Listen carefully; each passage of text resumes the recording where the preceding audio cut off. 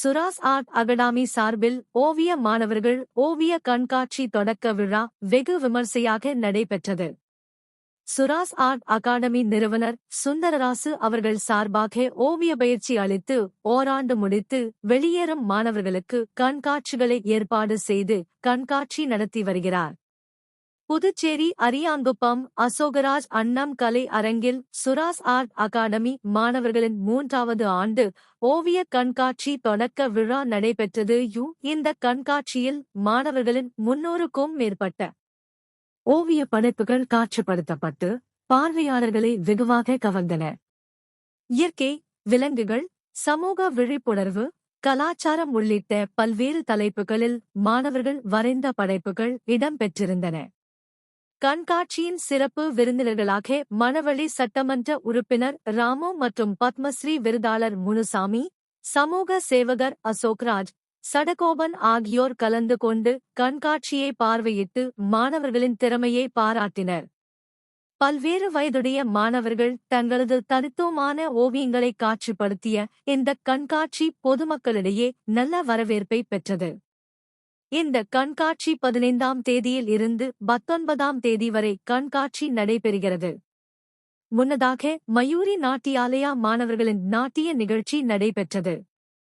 கலைத்திறனை வளர்க்கும் வகையில் இத்தகைய கண்காட்சிகள் மாணவர்களுக்கு ஊக்கமளிப்பதாக சிறப்பு விருந்தினர்கள் தெரிவித்தனர்.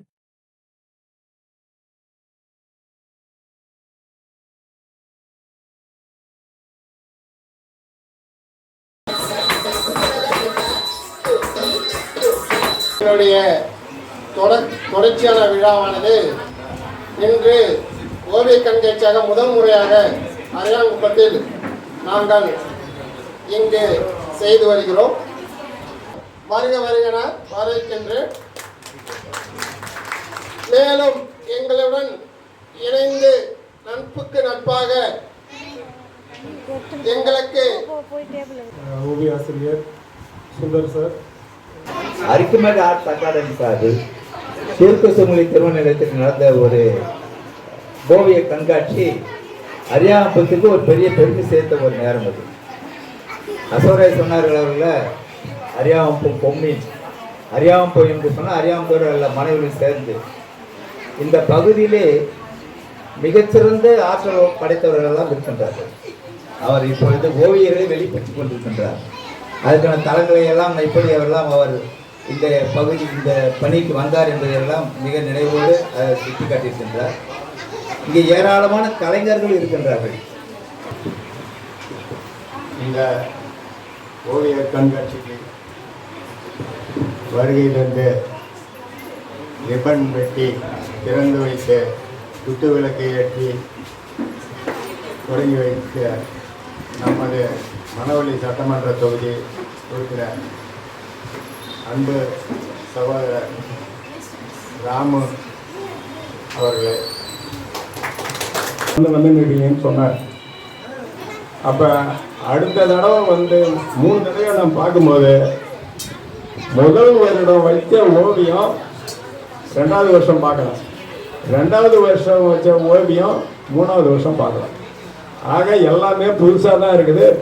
முதல் வச்ச பழைய ஓவியங்களோ 2வது வருஷம் வச்ச ஓவியமோ 3வது வருஷம் இல்லை, இது எல்லாம் புது ஓவியங்கள் தான். அதை பார்க்கும்போது எனக்கு ரொம்ப மகிழ்ச்சியாக இருக்குது. மதிப்புக்குரிய ஐயா அவர்கள் பழமையும் புதுமையும் சேர்ந்து என்ன செய்யலாம்ட்டு பல்வேறு ஆலோசனைகளும் சொன்னாங்க. பழமை தான். அந்த பழமை போட்ட விதைகள் தான் இன்னைக்கு நாங்கள் மரமாக வாழ்ந்து இருக்கிறோம். மதிப்புக்குரிய கணக்கையா என்று நாங்கள் படிக்கும்போது அங்கே அரியாங்குப்பம் அந்த முனையில் மாதா கோயிலுக்கு ஏற்றாப்புல ஸ்கூலு கணக்கையான்ட்டு ஒரு ஓவிய ஆசிரியர் இருந்தார். அவர் தான் விதை. இந்த அரியாங்குப்பத்துக்கு விதை யாருனாக்கா அவர் தான். கிட்டத்தட்ட நான் ஒரு 35 வருஷத்துக்கு கதையை சொல்லியிருக்கேன். அவர் போட்ட விதை தான் 35 கிட்டத்தட்ட நான் 50 வருஷத்துக்கு கதையை சொல்கிறேன். நான் அவர் போட்ட விதை தான். பாட்டும் பாடுவார், படமும் வரைவார். அவர் கிளாஸ்னாலே பசங்களுக்கு அவ்வளோ ஒரு மகிழ்ச்சியாக இருக்கும். பாட்டு பண்ணினே இருப்பார், ஏதாவது ஒரு பாட்டு பாடுவார். அவர் பாடின பாட்டு இன்னைக்கு எனக்கு நினைவு இருக்குது. திருப்பதிக்கு போய் வந்த நாராயணா, நான் திருத்துறையில் ஏறி வந்த நாராயணா, அங்கு ஒரு கம்மங்கொல்லி நாராயணா, அதுல ஒரு கம்மங்கொல்லி நாராயணா, அதுல ஒரு கம்பு பிடிச்ச நாராயணா, கொள்ளக்காரன் கண்டுபிடிச்ச நாராயணா, என்னை பொட்டு பொட்டுன்னு போட்டானே நாராயணா, அங்கிருந்து ஓடின நாராயணான்ட்டு ஒரு பாட்டு இன்னைக்கு எனக்கு மனசுல இருக்கு. அவர் எனக்கு 5 வயசுல எனக்கு கற்றுக் கொடுத்த பாடல். இதை நாங்கள் ராகம் போட்டு அந்த மெட்டோட பாடுவோம். இதே மாதிரி நிறைய பாடல்கள். எனக்கு அவர் அந்த சினிமாவில் போகிற ஒரு ஆர்வத்தில் இருந்தார். அவருக்கு இன்னொரு பேர் வித்யன் பாபு, பாக்யராஜ் மாதிரியே இருப்பார். அவருக்கு பாக்யராஜ் இருந்ததால அவர் புனைப்பெயரை வித்யன் பாபுன்னு வச்சிருந்தாரு. அந்த வித்யன் பாபு போட்ட விதைகள் தான் கிட்டத்தட்ட அரியாங்கத்தில் 75 ஓவியர்கள் உருவாகும். அந்த 75 ஓவியர்ல 25 பேர் அரசு ஊழியர்கள். அரசுல ஓவிய சம்பந்த சார்ந்த அரசு ஊழியரா பணிபுரியணும். இதுக்கு காரணம் என்னன்னாக்கா, அதுக்கு அடுத்தது அவருடைய ஸ்டேஜ் முடிஞ்சோடனே அதுக்கு தண்ணி ஊற்றி அந்த செடியை பாதுகாத்தது யாருனாக்கா மதிப்புக்குரிய மாதா கோயில் வீதியில் இருக்கிற ராம்குமார் ஐயா அவர்கள். அந்த ராம்குமார் ஐயா அவர்கள் தான் மாணவர்கள் மேலும் ஊக்குவித்து இன்னைக்கு அரியாங்கத்தில் பாரதியா பள்ளிக்கூடம் வந்ததுனாக்கா காரணம் என்னன்னாக்கா, கிட்டத்தட்ட 25 மாணவர்கள் 25 பேர் நாங்கள் ஃபர்ஸ்ட் இயரில் 25 பேர் அரியாங்கத்துலேருந்து போனோம். அந்த 25 பேருமே அரியாங்கத்துலேருந்து போனதால் தான் அரியாங்கத்துலேருந்து நிறைய பேர் வராங்க. அதனால் அரியாங்கத்தில் இந்த கல்லூரி இங்கே வர வைக்கணும் என்ற பல்வேறு முயற்சிகள் செய்து இந்த இடத்துக்கு இங்கே வந்தது காரணமே நாங்கள் 25 மாணவர்கள் அரியாங்கத்தில் ஒட்டுமொத்தமாக போனதுக்கான காரணம் தான். அதே மாதிரி இதுக்குமே காரணம் முன்னோடியான ஐயா அவர்கள் தூண்டுதல் தான். இவங்கன்னா எங்களுக்கு தூண்டி அப்போ ஐயா செய்யும் போதெல்லாம் நான் 6வது 7வது படிச்சுட்டு இருக்கேன். அவங்க ஐயா செய்யும் போதெல்லாம் 6வது 7வது படிச்சுட்டு இருக்கேன். அதோட பேசிக்கில் தான் நான் செய்யிட்டு வந்தேன். ஐயா அவர்களுடைய நினைவு மலர்களை நன்றி தெரிவித்துக் கொண்டு இப்போது எங்கள் சுரா ஆர்ட்ஸ் அகாடமியின் மாணவர்களுடைய சுய சரிதை, அவர்கள் என்ன படிச்சிருக்காங்க, அவங்க பேர் என்ன, இதை ஒரு புத்தகமாக நாங்கள் வெளியிட்டு இருக்கோம். இதில் மதிப்புக்குரிய அரியாங்கப்பா சட்டமன்ற உறுப்பினர் வாழ்த்து தெரிவிச்சிருக்காங்க. அதுக்கத்தபடியா மதிப்புக்குரிய அசோகராஜ் ஐயா அவர்கள் வாழ்த்து தெரிவிச்சிருக்காங்க. அதுக்கத்தபடியாக அரிக்குமேடு ஆர்ட் அகாடமி சார்பில் வாழ்த்து தெரிவிச்சிருக்காங்க. அதுக்கத்தபடியாக என்னுடைய உரையை நான் அதை பதிவு செய்திருக்கேன். அந்த நூலை தற்போது வெளியிடப்படும் என்பதை தெரிவித்துக் கொள்கிறேன்.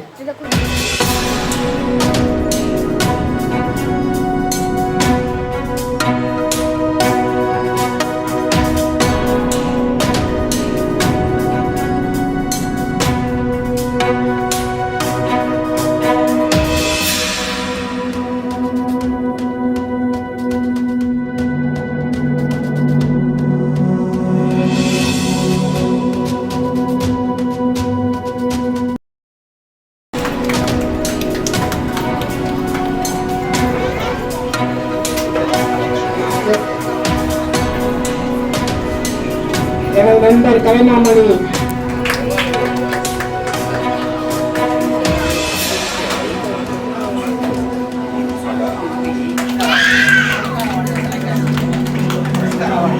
ஐயா அவர்களுக்கு பிரஸ்டா அவார்டு, பிரஸ்டா சங்கீத நாட்டிய சம்பந்தமான இந்த ஓவிய போட்டியை தலைமையேற்று நடத்தி கொண்டிருக்கும் ஓவிய ஆசிரியர் அவர்களே, இதுக்கெல்லாம் ஒரு பெரிய மனசு வேணும். இந்த இடத்த கொடுத்து அதுக்காக நான் அந்த கோவில் கட்டுறதுக்காக அடிக்கல் நாடகத்துக்கு கூப்பிட்டுருந்தாரு, வந்திருந்தேன். அப்போ சொன்னார், நாங்கள் ஒரு ஓவிய பள்ளி ரெடி பண்ணிட்டு இருக்காங்க. எல்லாராலையும் அது முடியாது, அதுக்கு பெருந்தன்மை வேணும். அந்த பெருந்தன்மையோடு இந்த இடத்த கொடுத்த அசோகராஜ் என்னுடைய பழைய நண்பர். நாங்கள் 2 பேரும் ஒரு கட்சியில் பயணித்தோம். அப்போ பழகிறதுக்கு இனிமையானவர், ரொம்ப நல்லவர். நான் சட்டமன்ற உறுப்பினராக நிற்கணும்னு வந்தப்போ எல்லா உதவியும் நான் உங்களுக்காக பண்ணுவேன்னு அன்றைக்கி வாக்குறுதி கொடுத்தாரு. அதே மாதிரி இன்றைய வரைக்கும் அவர் என்ன சொல்கிறாரோ அதை நம்ம கேட்டு நடத்தி கொண்டிருக்கோம். என்னுடைய நண்பர் அசோகராஜ் அவர்களே, இந்த விழாவிற்கு வருகை தந்திருக்கும் என்னுடைய பழைய நண்பர் கடகோபன் ஐயா அவர்களே, இங்கே ஜெனரல் மேனேஜர் ஞானவேல் அவர்களே, பத்மஸ்ரீ விருது வாங்கியிருக்கிற முனுசாமி ஐயா அவர்களே, பச்சையப்பன் கலைமணி அவர்களே, ஓவியன் அவர்களே, முருகன் அவர்களே, என்னை மணவெளி தொகுதியிலே அறிமுகப்படுத்தி வெற்றி பெற அயராது உழைத்த கலைவாணன் அவர்களே, இளையவன் அவர்களே, ஜெயேந்திரன் அவர்களே மற்றும் என்னுடன் வந்த அனைவருக்கும் என்னுடைய மாலை வணக்கத்தை தெரிவித்துக்கிறேன். இங்கே வந்து பேரண்ட்ஸ் வந்திருக்கிறீங்க, ஸ்டூடெண்ட் வந்திருக்கீங்க, எல்லாருக்கும் என்னுடைய மாலை வணக்கத்தை தெரிவிச்சுக்கிறேன். அதிகமாக இப்போ நிறைய பேசிட்டாங்க, நீங்கள் ரொம்ப நாள் வெயிட் பண்ணிட்டுருக்கீங்க. நானும் அதிகமாக பேசக்கூடாது. நம்ம பார்த்தீங்கன்னாக்கா ஓவியம் வந்து ஒரு ஏதோ நம்ம ஓவிய போட்டி ஓவியன்ற மாதிரி நினைக்கிறோம். ஓவியம் இல்லை. இன்றைக்கி பசங்க வளர்கிற காலத்துலேயே பார்த்தீங்கன்னாக்கா அது முதல் கொடுக்குறது அந்த ஓவியம் வரைகிற மாதிரி தான் படம். அது ஸ்கூல்லேயே வந்து நமக்கு வந்து எடுத்து ஏபிசிடிலாம் சொல்லிக் கொடுக்குறதில்ல. அதை கலர் இது கொடுத்து அதில் வரைய தான் வைப்பாங்க. அது ஓவியம் எல்லாருக்கும் வர ஒரு ஒன்று தான். இன்றைக்கி எல்கேஜியில் ஆரம்பித்து காலேஜ் வரைக்கும் ஓவியம் இல்லாத பாடமே இல்லை. இப்போ எவ்வளோ டெக்னாலஜி வந்துடுது, இருந்தாலும் நமக்கு இயற்கையாக இப்போ வந்து ஓவியம் இருந்தால் தான் எதையுமே சிந்திக்க முடியும், செயல்பட முடியும். இப்போ சார் பேசுன மாதிரி ஓவியத்துக்காக நிறையா மார்க் கொடுத்துருக்காங்க. ஓவியம் வந்து அடிப்படை எல்லாருக்குமே வரும். அது இப்போ பார்த்தீங்கன்னா சிலர் தான் வந்து அந்த டைம் ஒதுக்கி பேரண்ட்ஸ் வந்து ஓவிய கிளாஸுக்கு அனுப்புகிறாங்க. மீதி நேரத்துலாம் பார்த்தீங்கன்னா நம்மளுடைய பாட சுமைகள் வந்து அதிகமாகி போச்சு. ஐயோ இன்றைக்கி ஹோம்ஒர்க் பண்ணணும், இன்றைக்கி நாளை கிளாஸ் ஒர்க்கு படிக்கணும், இப்படியெல்லாம் பசங்களை வந்து ஏன்னா ஸ்கூலில் வந்து அந்தளவுக்கு இப்போ டைட் ஆகி போச்சு. அதனால் அவங்களுக்கு டைம் கிடைக்கும். 4 மணிக்கு திருப்பி அனுப்பிச்சு வீட்டுக்கு வந்ததும் அங்கே வரப்பற்றியே சாப்பிட்டியான்னு அந்த டிஃபன் கேரியரை எடுத்து பார்த்து ஏன் சாப்பிடலன்னாங்க. 2 மொத்தி அந்த பிள்ளைய எடுத்துகிட்டு வந்து சாயந்தரம் உடனே அதுக்கு ஏதாவது 2 கொடுத்து உடனே சாப்பிட்டு ஹோம்ஒர்க் பண்ணுறதில்ல. காலத்தில் ஓவியத்தை வரைகிறதுக்கான டைம் இல்லை. அந்த டைமை உருவாக்கி கொடுக்குறவங்க பேரண்ட்ஸ் எல்லாருக்குமே இப்போ வந்து நம்ம நன்றி தெரிவிச்சுக்கணும். ஏன்னா இது வந்து ஓவியன்றது ஒரு முக்கியமான ஒரு பாடம். இதுவும் ஒரு பாடம் தான். நம்ம என்ன நினைக்கிறோம், நாளைய கிளாஸ் ஒர்க்கை முடிக்கலைனாக்கா ஸ்கூலில் போய் நம்ம பிரச்சனையை நாளைக்கு பேரண்ட்ஸை பசங்களை தண்டிக்கிறது இல்லை. எல்லா ஸ்கூல்லேயும் பேரண்ட்ஸை கூப்பிட்டுறாங்க. இப்போ படிக்கிறதே இப்போ வந்து பசங்க படிக்கிறது இல்லை, பேரண்ட்ஸ் தான் படிச்சுருக்கிறோம். ஏன் அது இன்றைக்கி ஹோம்ஒர்க் பண்ணல, இன்றைக்கி ஏன் படிக்கலை அந்த மாதிரி பெரிய ஸ்கூல்லாம். ஏன்னாக்கா நல்ல பசங்களை பூராவே பெரிய ஸ்கூல் எடுத்துக்கிறாங்க. அதுக்கு அடுத்தபடியாக வர்ற பாருங்க தனியார் ஸ்கூல் எடுத்துக்கிறாங்க. ஒன்றுமே இல்லாத 16 கட்ட கூட கவர்மெண்ட் ஸ்கூல் அனுப்பிச்சாங்க. அதில் தேர்ச்சி வர்றது பெரிய சவால். இன்றைக்கி அரசாங்கம் வந்து கல்விக்காக நிறையா செலவு பண்ணுது. இப்போ என்னை சார்ந்த எங்கள் முதலமைச்சர் விஜய் அவர்களும் இன்றைக்கி கல்விக்கு முக்கியத்துவம் கொடுத்து கல்வி நல்ல ஒரு ஒழுக்கத்தோடு கொண்டு வரணும், அங்கே அரசியல் இருக்கக்கூடாதுன்ற மாதிரி எல்லாம் இப்போ பண்ணிகிட்டு இருக்காங்க. போன ஆட்சியில் இருந்த மாதிரிலாம் இல்லை. இந்த ஆட்சியில் அங்கே கல்விக்கு யாரும் அங்கே போய் ஸ்கூலில் போய் அரசியல்லாம் பண்ணக்கூடாதுன்ற மாதிரிலாம் ஸ்ட்ரிக்டாக ஆர்டர் போட்டிருக்காங்க. நேர்மையான ஆட்சி இருக்கணுன்றதுக்காக நேர்மையான ஆட்சி பண்ணிட்டுருக்காங்க. இந்த சூழலை இன்றைக்கி நம்ம இங்கே முதலமைச்சர் அவர்களும் பார்த்தீங்கன்னாக்கா கல்விக்காக நிறையா திட்டங்கள் கொண்டு வர்றாரு, நிறையா அமௌண்ட் ஒதுக்கியிருக்காரு. இன்றைக்கி கல்விக்கு என்னெல்லாம் பண்ண முடியுமோ அதெல்லாம் பண்ணிகிட்ருக்காரு. முதலமைச்சர் பார்த்தீங்கன்னாக்கா எதை எடுத்தாலும் பசங்க படிக்கணும்னா உடனே வான்றாரு, இல்லை அவங்களுக்கு ஃபீஸ் கட்ட முடியாது நான் கட்டுறேன்றாருங்க. அப்போ அந்த மாதிரி ஒரு சிறந்த முதல்வர் தான் நம்ம இங்கே வந்து தேர்ந்தெடுத்து வச்சுக்கிறோம். அந்த முதல்வர் வந்து கல்விக்கு முதல் முக்கியத்துவம் கொடுக்குறது தான். 2வது பேரண்ட்ஸை பொறுத்த வரைக்கும் நம்ம இங்கே இந்த ஓவிய போட்டி இங்கே வச்சுருக்கிறோம். இதோடு இது மறந்துடக்கூடாது. நான் ஒரு ஆசிரியர்கிட்டும் அசோக் சார்கிட்டையும் கேட்குறது என்னென்னா, கவர்மெண்ட் ஸ்கூலில் நீங்கள் வந்து சர்க்குலராக போட்டு கொடுங்க, அங்கே இருக்கிற வாத்தியாரங்களை கூப்பிடுங்க, ஒவ்வொரு நாளைக்கு ஒவ்வொரு ஸ்டாண்டர்டு 2 ஸ்டாண்டர்ட் பசங்களை கூப்பிட்டு வந்து இந்த ஓவியத்தை காட்டுங்க, அவங்களுக்கு அந்த எண்ணத்தை உருவாக்குங்க. அப்போ அங்கே இருக்கிற பேரண்ட்ஸையும் உங்களால் முடிஞ்சதுன்னா கூப்பிடுங்க. நம்ம மற்ற பிள்ளைங்க மாதிரி நம்ம பிள்ளையும் வரையணுன்ற ஒரு எண்ணத்தை உருவாக்குங்க.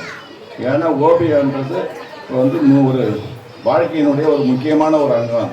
இந்த படிப்பு வரைக்கும் இருந்தால் போதாது, படிப்பு வரைக்கும் இன்றைக்கி வந்து எந்த பலனையும் கொடுத்துடாது. ஓவியம் அதுக்கு அடிப்படை. அந்த அடிப்படையிலேருந்து தான் படிப்பு வரணும். அதனால் நம்ம வந்து பேரண்ட்ஸ் பூராவே இதை வந்து பசங்களுடைய அவங்களுக்கு முடியாதுன்னா யாருக்கும் ஓவியம் வராதான் இருக்காது. முதல்ல வரைய பார்த்து ஸ்கூலில் கொண்டு போய் எங்களை நீங்கள் இதில் வந்து சயின்ஸ்லாம் நம்ம ஓவியம் போடணும், படத்தோட நம்ம அந்த இதை பாகத்தை குறிக்கணும், அந்த படத்துக்கு ஓவியம் வரல. அப்புறம் பழக அது வந்துடுது. அதனால் இப்போ எவ்வளோ பழகினா கண்டிப்பாக எதுவுமே வரும். சின்ன பிள்ளையிலே அவங்களுக்கு பழக வைக்கணும். அவங்களுக்கு படிப்பு தான் சரி, ஹோம்ஒர்க் தான் இருக்குதுன்ற மாதிரி அவங்கள அதில் வரைக்கும் விட்டுறாதீங்க. மற்ற பேரண்ட்ஸ்கிட்டையும் நீங்கள் பேசி ஓவியத்தில் கொண்டு வந்து விடுங்க. இதை வந்து ஊக்கப்படுத்தணும்னா மற்ற ஸ்கூல், கவர்மெண்ட் ஸ்கூல், தனியார் ஸ்கூல் யாருக்கு வேணால் நீங்கள் சர்க்கிள் கொடுத்து அவங்க வந்து இந்த ஓவியத்தெல்லாம் பார்க்குற மாதிரி ஒரு ஆர்வத்தை வந்து நம்ம கேட்டுக்கொண்டு எனக்கு வாய்ப்பளித்ததுக்கு நன்றி கூறி வேறு நன்றி, வணக்கம்.